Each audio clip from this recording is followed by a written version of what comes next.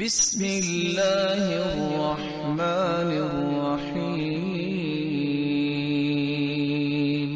الحمد لله فاطر السماوات والأرض جاعل الملائكة رسلا أولي أجنحة مثنى وثلاث ورباع يزيد في الخلق ما يشاء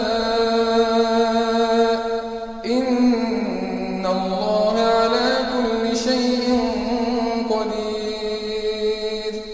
ما يفتح الله للناس من رحمة فلا ممسك لها وما يمسك فلا مرسل له من بعده وهو العزيز الحكيم. يا أيها الناس اذكروا نعمة الله عليكم هل من خالق غير الله يرزقكم من السماء والأرض لا إله إلا هو فأنى تؤفكون. وإن يكذبوك فقد كذبت رسل من قبلك وإلى الله ترجع الأمور. يا أيها الناس إن وعد الله حق فلا تغرنكم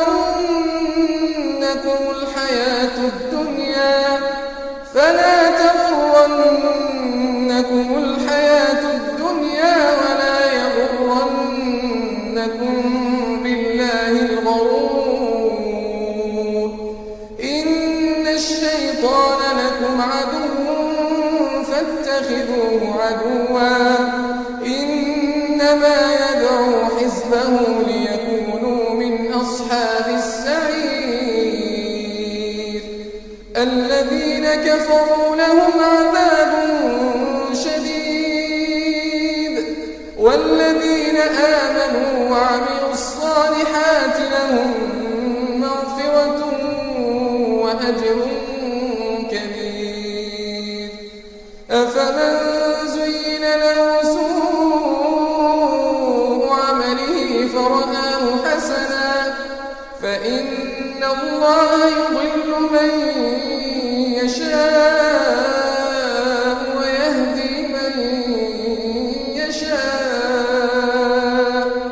فلا تذهب نفسك عليهم حسرات